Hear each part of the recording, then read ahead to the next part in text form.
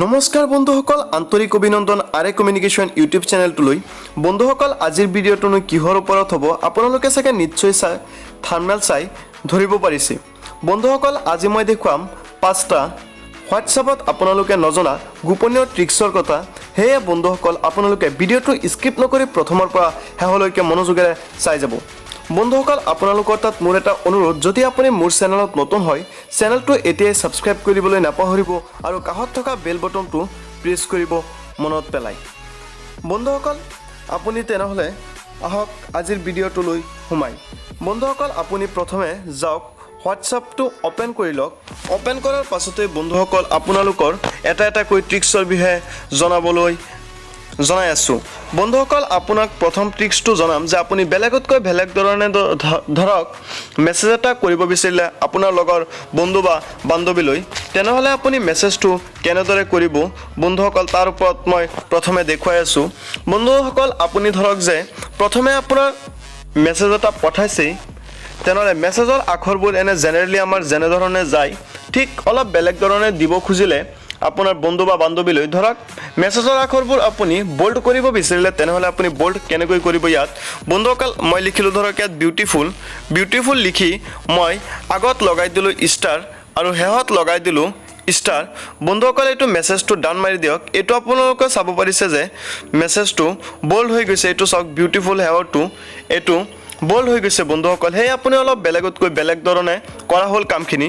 বন্ধুসকল, 2 নম্বৰ ট্ৰিক্সটো হৈছে, যদি আপুনি মেছেজৰ আখৰবোৰ আপুনি ইটালিক হিচাপে কৰিব খোজে তেনেহ'লে আপুনি ইটালিক কেনেকৈ কৰিব বন্ধুসকল। আপোনালোকে প্ৰথমে 2টা ছেমিকলন আৰু শেষত 2টা ছেমিকলন ইউজ কৰিব, তেনেহ'লে আপোনাৰ হোৱাটছআপত টাইপিং কৰা আখৰবোৰ ইটালিক টাইপৰ হৈ যাব। এয়া চাওক, মই মেছেজটো চেণ্ড কৰিছোঁ, মোৰ মেছেজটো ইটালিক হৈ গৈছে বন্ধুসকল। এয়া চাওক, আপোনালোকে কৰিব পাৰিলে যে বেলেগতকৈ বেলেগ ধৰণে মেছেজবোৰ কৰিব পাৰিলে। বন্ধুসকল, 2টা ট্ৰিক্স মোৰ সম্পূৰ্ণ গ'ল। এতিয়া 3 নম্বৰ ট্ৰিক্সটোলৈ আহোঁ। 3 নম্বৰ ট্ৰিক্সটো হৈছে বন্ধুসকল, আপোনালোকে যদি কোনোবা এটা গ্ৰুপত আছে তেনেহ'লে গ্ৰুপত কোনোবা এটা মেছেজ আপুনি চেণ্ড কৰিলে তেনেহ'লে আপোনাৰ মেছেজটো কেইজনে চালে সেই কথাটো চাগে আপোনালোকে নিশ্চয় নাজানে বন্ধুসকল। সেয়ে আপুনি ধৰক মই কিবা এটা গ্ৰুপত মেছেজ চেণ্ড কৰিলোঁ, মেছেজটো মোৰ কেইজনে চালে তাৰ বিষয়ে জানিবলৈ হ'লে মই কৰা মেছেজটো এইটো চাওক, মই লিখিছিলোঁ গ্ৰুপত ছাৰ্ভাৰ প্ৰব্লেম কিয় ইমান। সেই মেছেজটোত আপুনি লং প্ৰেছ কৰি ধৰি ৰাখিব। লং প্ৰেছ কৰি ধৰি ৰখাৰ পাছত আপোনাৰ ৰাইট ছাইডে থকা 3 ডটছত ক্লিক কৰিব। 3 ডটছত ক্লিক কৰাৰ পাছতে বন্ধুসকল আপুনি ইনফ'ত ক্লিক কৰি দিব। তাৰ পাছতে বন্ধুসকল চাব পাৰিছে যে মোৰ মেছেজটো কেইজনে ৰিড কৰিছে বন্ধুসকল। এই কথাটো চাগে নিশ্চয় আপোনালোকে আজি নতুন জানিব পাৰিছে বন্ধুসকল। এয়া চাওক, মোৰ এতিয়া সম্পূৰ্ণ 3টা ট্ৰিক্স গুচি গ'ল। মই এতিয়া আহিম 4 নম্বৰ ট্ৰিক্সটোলৈ। 4 নম্বৰ ট্ৰিক্সটো হৈছে বন্ধুসকল, যদি আপোনাৰ মোবাইলত কোনোবা ধৰণৰ 1 GBৰ ফাইল এটা দিবলগীয়া আছে, যিহেতু ধৰক এইবোৰ সাধাৰণতে 17 MB বা 20 MBৰ বেছি ফাইল হোৱাটছআপত নাযায়, এনেকৈ দিলে ক্লিক কৰিলে নাযায় বা ইয়াৰ পৰা যায়ো যদিও চাউণ্ড নাহে বা কিবা বহুত ধৰণৰ প্ৰব্লেম হয়। সেয়া বন্ধুসকল আপুনি এই ডাইৰেক্ট ভিডিঅ' ধৰক আপোনাৰ মোবাইলেৰে কৰা, তেনেহ'লে এই ভিডিঅ'ৰ লিংকটো আপুনি কেনেকৈ কপি কৰিব তাৰ বিষয়ে আপুনি গম নাপায়, তেনেহ'লে আপুনি ডাইৰেক্ট যাবগৈ ফাইলছত যোৱাৰ পাছতেই আপুনি ডাইৰেক্ট যাবগৈ সেই ভিডিঅ'ত গৈ আপুনি বন্ধুসকল আপুনি আপলোড কৰি দিব ড্ৰাইভত আপলোড কৰাৰ লগে লগে বন্ধুসকল আপুনি ড্ৰাইভত পৰা কপিটো লিংক কৰিব আৰু যোন মানুহজনক আপুনি শ্বেয়াৰ কৰিব সেই লিংকটো শ্বেয়াৰ কৰি দিব। চাব, ভিডিঅ'টো সম্পূৰ্ণৰূপে মানুহজনে পাই গ'ল কোনো ধৰণৰ অসুবিধা নোহোৱাকৈ।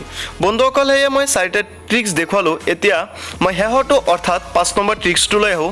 5 নম্বৰ ট্ৰিক্সটো হৈছে বন্ধুসকল আৰু শেষৰটো হৈছে বন্ধুসকল, আপোনালোকে সদায় ইউজ কৰা এটা বস্তু, যোন বস্তুটো নেকি আপোনালোকে নাজানে।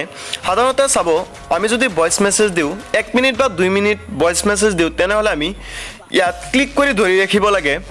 ইয়াত ক্লিক কৰি ধৰি ৰখাৰ পাছত আমি এৰি দিলে মেছেজটো চেণ্ড হৈ যায়। বন্ধুসকল, আমি কি ক'লোঁ কি নক'লোঁ একো বিষয়ে ধৰিবই নোৱাৰোঁ, খালি ক্লিক কৰি এৰি দিয়াৰ পাছতে আমাৰ মেছেজটো চেণ্ড হৈ যায়। সেয়ে বন্ধুসকল, আপুনি এই ভইচ মেছেজটো এবাৰ 1 মিনিটৰ ভইচ মেছেজ কোৱাৰ পাছত আপুনি কি ক'লে যদি আকৌ শুনিব বিচাৰে বন্ধুসকল কি কৰিব আৰু আপোনাৰ কোনো ধৰণৰ কষ্ট নহয়। আপুনি এইটো এতিয়াৰ পৰা ধৰি ৰাখিব নালাগে, আপুনি খালি এইটো চাওক, ইয়াত ক্লিক কৰি ওপৰৰ পিনে টানি দিব। ওপৰৰ পিনে টানি দিয়াৰ পাছতে বন্ধুসকল আপোনালোকে চাব পাৰিছে যে ইয়াত ভইচ মেছেজ হৈ আছে অলৰেডি। ধৰক মই 20 সেকেন্ডৰ ভয়েস মেসেজ কৰিম এটো চাওক এনেকৈ গৈ আছে 11 সেকেন্ড 12 সেকেন্ড কৈ গৈ আছে তেনেহলে 20 সেকেন্ড হোৱাৰ লগে লগে আপুনি ইয়াত ক্লিক কৰি দিলে মেসেজটো গুচি যাব আৰু যদি ভাবে আপুনি মেসেজটো শুনি ল'ব তেনেহলে আপুনি বেক বটনত ক্লিক কৰক বেক বটনত ক্লিক কৰি আপুনি পুনৰ জন মানুহজনৰ তাত গৈ ভয়েস মেসেজটো ৰেকৰ্ডিং কৰিছিল তাত ক্লিক কৰক ক্লিক কৰাৰ লগে লগে বন্ধুসকল ইয়াত চাব পাৰিছে আপুনি মেসেজটোৰ বিষয়ে ইয়াত শুনিব পাৰিব বন্ধুসকল আৰু যদি আপোনাৰ শুনাত বা কিবা ভুল হৈছে কোৱাত তেনেহলে আপুনি মেসেজটো ডিলিট কৰি পুনৰবাৰ ফৰৱাৰ্ড কৰিব পাৰে বা পুনৰবাৰ ভয়েস মেসেজটো দিব পাৰে বন্ধুসকল এটো চাইছে কেনেকুৱা ধৰণৰ সুবিধা আপুনি সাধাৰণতে ভয়েস মেসেজ দিলে ডাইৰেক্ট গুচি যায় ডিলিট কৰিব নোৱাৰে বা শুনিব নোৱাৰে আৰু আপুনি ধৰি ৰাখিব লাগে এতিয়াৰ পৰা লং প্ৰেছ কৰি ধৰি ৰাখিব নালাগে আপুনি খালি ধৰি ওপৰৰ পিনে টানি দিয়ক ওপৰৰ পিনে টানি দিয়াৰ লগে লগে আপুনি যদি ভাবে পুনৰবাৰ শুনিব মেসেজটো শুনিব পাৰিব আৰু যদি ভাবে দি দিব মেসেজটো সেন্ড কৰি দিব সেন্ড কৰিব পাৰে বন্ধুসকল আজিৰ ভিডিওটো ইমানতেই সামৰিলো ভিডিওটোৰ পৰা যদি আপোনালোকে কিবা শিকিব পাৰিলে বুলি ভাবে ভিডিওটো লাইক কমেন্ট কৰাৰ লগতে আৰু চেনেলটো সাবস্ক্ৰাইব কৰিবলৈ একেবাৰে নাপাহৰিব ধন্যবাদ